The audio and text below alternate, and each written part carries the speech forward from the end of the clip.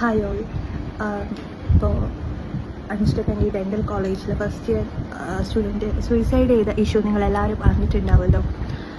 അപ്പോൾ ഈ വിഷയത്തിൽ എനിക്ക് പറയാനുള്ളത് എന്താണെന്ന് വെച്ചാൽ, ഞാനൊരു BDS കഴിഞ്ഞിട്ടുള്ള ഒരു വ്യക്തിയാണ്. ഞാനിപ്പോൾ 2 ഇയർ ആയി ഇത് പാസ് ഔട്ട് ആയിട്ട്.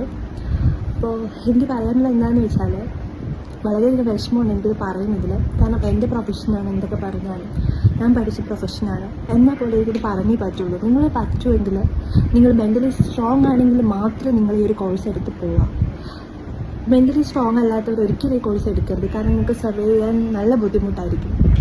പറ്റുമെങ്കിൽ നിങ്ങൾ ഈ കോഴ്സ് എടുക്കാതിരിക്കുക. അങ്ങനെ മാത്രമേ ഞാൻ പറയും. എനിക്ക് വളരെയധികം വിഷമമുണ്ട്. എൻ്റെ പ്രൊഫഷൻ തന്നെ നിങ്ങൾ പറയാൻ പാടില്ല. എന്നാൽ പോലും ഇത് പറയാം, നിങ്ങൾ മെൻ്റലി സ്ട്രോങ് ആണെങ്കിൽ മാത്രമേ നിങ്ങൾ ഇതെടുക്കാൻ പാടുള്ളൂ. അത്രയേറെ നിങ്ങളത് അനുഭവിക്കേണ്ടി വരും. നിങ്ങളുടെ ജീവിതത്തിൽ ഒരുപാട് അനുഭവിക്കേണ്ടി വരും.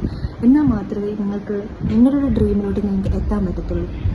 പിന്നെ ഈ ഒരു പ്രൊഫഷനെ പറ്റി എനിക്ക് പറയാനാണെങ്കിൽ, നിങ്ങൾ പറ്റുമെങ്കിൽ നിങ്ങൾ എടുക്കാതിരിക്കാൻ മാത്രമേ സജസ്റ്റ് ചെയ്യുള്ളൂ. ഈ ഒരു ഫീൽഡ് ഇന്ന് കേരളത്തിൽ സ്കോപ്പ് ഉണ്ടോ എന്ന് ചോദിച്ചാൽ, യാതൊരു സ്കോപ്പ് ഇല്ലാത്തൊരു ഫീൽഡ് ഉണ്ടെങ്കിൽ ഞാൻ പറയും BDS മാത്രമാണ്.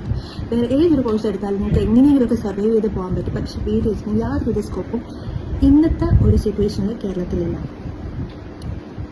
എൻ്റെ കാര്യം പറയുകയാണെങ്കിൽ, ഞാൻ തന്നെ ഇപ്പോൾ ഫീൽഡ് മാറിയാലോ എന്ന് വരെ ചിന്തിച്ച ഒരവസ്ഥയിലാണ് ഞാൻ ഇവിടെ ഇരിക്കുന്നത്. ഞാൻ മാത്രമല്ല, എന്നെ പോലെ പഠിച്ചിറക്കിയ പലരും ഇപ്പോൾ ഫീൽഡ് മാറിയിട്ട് BDS കഴിഞ്ഞിറങ്ങിയ ഓരോ വ്യക്തിക്കും ഒരു ട്രോമ സ്റ്റോറിയെങ്കിലും പറയാനുണ്ടാവും. എനിക്കുമുണ്ട്. ഞാൻ പഠിച്ച കോളേജോ കാര്യങ്ങളോ ഒന്നും ഞാൻ പറയുന്നില്ല. പക്ഷേ എനിക്ക് ഏറ്റവും കൂടുതൽ അനുഭവിക്കേണ്ടി വന്നത് എൻ്റെ ഫൈനൽ ഇയർ കാലഘട്ടങ്ങളിലാണ്. ഫൈനൽ ഇയർ എന്ന് പറയുമ്പം അതുകൂടെ പഠിച്ചു കഴിഞ്ഞാൽ പിന്നെ ഡോക്ടറായി. പക്ഷെ അപ്പോൾ അറിയാം, ഇതുകൂടെ കഴിഞ്ഞ് കഴിഞ്ഞാൽ ഇത് ഒരു എന്താ പറയുക, ഡിസിഷൻ, ഒരു ടേണിംഗ് പോയിന്റ് എന്നൊക്കെ പറയുന്നൊരു സിറ്റുവേഷൻ നിന്നപ്പോഴാണ് എനിക്ക് പല ട്രോമാസും നേരിടേണ്ടി വന്നത്. ഇനി എക്സാം എഴുതിപ്പിക്കില്ല, ഇൻറ്റേർണൽ മാർക്ക് കുറയ്ക്കും എന്നൊക്കെ പറഞ്ഞ് എന്നെ ചുറ്റും നിന്ന സ്റ്റാഫുകൾ ഇപ്പോൾ ഓർക്കാണ്. ആ ഒരു സിറ്റുവേഷനിൽ ഞാൻ കരയാത്ത ദിവസങ്ങൾ ഉണ്ടായിട്ടില്ല. ഞാൻ എന്നും വീട്ടിൽ വിളിച്ചിട്ട് ഞാൻ കരയുമായിരുന്നു. എനിക്കിപ്പോൾ പറയുമ്പോൾ തന്നെ സങ്കടമുണ്ട് സത്യമായിട്ടും. അപ്പോൾ ബാക്കിയുള്ളവരൊക്കെ എക്സാം എഴുതാൻ തയ്യാറെടുക്കുമ്പോൾ ഞാനൊരു ക്വസ്റ്റ്യൻ മാർക്കായിട്ട് നിൽക്കുമായിരുന്നു. കാരണം എനിക്ക് എക്സാം എഴുതാൻ പറ്റുമോ, ഡോക്ടർ ആവാൻ പറ്റുമോ? കാരണം ഇത്രയും വർഷം നമ്മൾ പഠിച്ച് നിൽക്കുകയാണ്. അപ്പം ഇൻറ്റേർണൽ എക്സാം മാർക്ക് കുറയ്ക്കും, നിങ്ങൾക്ക് എക്സാം എഴുതാൻ പറ്റില്ല, നിങ്ങൾ എക്സാം എഴുതിപ്പിക്കില്ല എന്നൊക്കെ പറയുമ്പോൾ ഭയങ്കര, പിന്നെ ഒരുപാട് ഡൗൺ ആയിരുന്നു. പക്ഷെ അന്ന് എൻ്റെ കൂടെ എൻ്റെ പാരൻസ് നിന്നു, എൻ്റെ കുറച്ച് ഫ്രണ്ട്സ് ഉണ്ടായിരുന്നു. അങ്ങനെ അതൊക്കെ കൊണ്ട് മാത്രമാണ്. പക്ഷെ എല്ലാവർക്കും ഈ ഒരു മെൻ്റൽ സ്റ്റെബിലിറ്റി ഉണ്ടാവണമെന്നില്ല. പലരും തകർന്നു പോകും. കാരണം അത്രയും വർഷം കഷ്ടപ്പെട്ട് പഠിച്ചു വരുന്നതാണ്. അതിലൊരു പേപ്പർ പോയി നമ്മൾ ബാക്കാണ്. അങ്ങനെയൊക്കെ 6 മന്ത്സ് ബാക്കാവും. അങ്ങനെയൊക്കെ ഒരുപാട് കാര്യങ്ങളുണ്ട്. ഒരിക്കലും എളുപ്പമല്ല. അത് നിങ്ങൾ മനസ്സിൽ വെക്കുക. ഇതിനെതിരെ പരാതിപ്പെടുക എന്നുള്ളത് ഒരിക്കലും പോസിബിൾ ആയിട്ടുള്ള കാര്യമല്ല. കാരണം ഈ BDSനെ സംബന്ധിച്ചിടത്തോളം, BDS കോളേജിൽ, ഡെൻ്റൽ കോളേജിനെ സംബന്ധിച്ചിടത്തോളം ഇതിന് സ്റ്റുഡൻസ് യൂണിയൻ എന്ന് പറയുന്ന ഒരു സംഭവം ഇല്ല. അങ്ങനെ ഉണ്ടെങ്കിൽ തന്നെ പേരൊരു സ്റ്റുഡൻറ് യൂണിയൻ ഉണ്ട്. പക്ഷേ അവർക്ക് യാതൊരുവിധ കാര്യങ്ങളും ഇംപ്ലിമെൻറ്റ് ചെയ്യാൻ പറ്റില്ല. ഇംപ്ലിമെൻറ്റ് ചെയ്ത് കഴിഞ്ഞാൽ ഇതിനെതിരെ കോളേജ് ആക്ഷൻ എടുക്കും. അല്ലെങ്കിൽ ആ ഒരു വ്യക്തി, ഇപ്പോൾ ആരാണോ ഇതിനെതിരെ ലീഡറായിട്ട് നിൽക്കുന്നത്, അവരുടെ ഇൻറ്റേർണൽ മാർക്ക് കുറയ്ക്കുക, അല്ലെങ്കിൽ അവർ ഒരു നോട്ടപ്പുള്ളിയാവും. അതുകൊണ്ട് തന്നെ യാതൊരു സ്റ്റുഡൻസ് യൂണിയൻ എന്ന പേരിന് മാത്രമേ ഉള്ളൂ. സ്റ്റുഡൻസിൻ്റെ യാതൊരു റൈറ്റും നമുക്ക് നേടിയെടുക്കാനുള്ള യാതൊരു പകരം. ഓൾമോസ്റ്റ് എല്ലാ ഡെൻ്റൽ കോളേജിൻ്റെ അവസ്ഥ ഇത് തന്നെയാണ്. പക്ഷേ ഇപ്പോൾ MBBSനെ സംബന്ധിച്ചിടത്തോളം അങ്ങനെയല്ല. അവരുടെ സ്റ്റുഡൻസ് യൂണിയൻ വളരെ സ്ട്രോങ് ആണ്. അപ്പോൾ സ്റ്റുഡൻസിന് എന്തെങ്കിലും ഇഷ്യൂ ഉണ്ടായാൽ തന്നെ അവർക്ക് അതിനെ കോളേജിനെതിരെ അവർ ശക്തമായിട്ട് നിൽക്കും.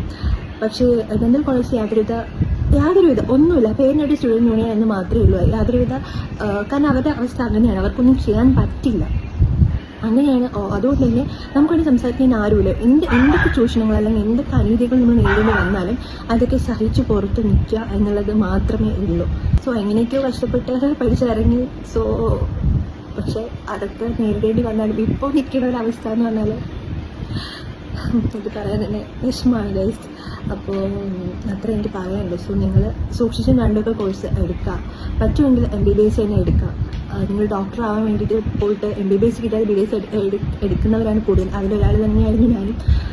അപ്പോൾ നിങ്ങൾ പറ്റുമെങ്കിൽ എത്ര റിപ്പീറ്റ് ചെയ്താലും കുഴപ്പമില്ല. പറ്റുമെങ്കിൽ നിങ്ങൾ MBBS തന്നെ എടുക്കുക. BDS എന്നുള്ളൊരു കോഴ്സ് നിങ്ങൾ എടുക്കാതിരിക്കുക. കാരണം നിങ്ങൾ കാത്തിരിക്കുന്നത് അത്രയ്ക്കും ട്രോമാസ് ആണ്. അപ്പോൾ നിങ്ങൾ അതൊക്കെ നിങ്ങൾ നേരിടാൻ തയ്യാറാണ്, നിങ്ങൾക്ക് അതിനുള്ള ക്യാപ്പബിലിറ്റി ഉണ്ടെങ്കിൽ മാത്രം നിങ്ങൾ എടുക്കുക. അത്രയായിട്ട് പറയാനുള്ളൂ. ഈ അവസ്ഥകളൊക്കെ മാറുമോ എന്നുള്ളത് എനിക്കറിയില്ല. കാരണം നമുക്ക് പേരിന് വേണ്ടി ഒരു ഡെൻ്റൽ അസോസിയേഷൻ ഉണ്ട്. അതിൽ യാതൊരുവിധ അവരുടെ തലപ്പത്തിരിക്കുന്ന മേധാവികൾക്ക് അനുകൂലമായിട്ടുള്ള കാര്യങ്ങളല്ലാതെ നമ്മുടെ സ്റ്റുഡൻസിന് വേണ്ടിയിട്ടോ അല്ലെങ്കിൽ ഏറ്റവും താഴേക്കിടയിൽ ഡെൻറ്റിസ്റ്റൊക്കെ യാതൊരുവിധ അനുകൂലമായിട്ടുള്ള കാര്യങ്ങൾ അവരെടുക്കാൻ പോകുന്നതുമില്ല. സോ അത്രയ്ക്ക് പറയുന്നത്.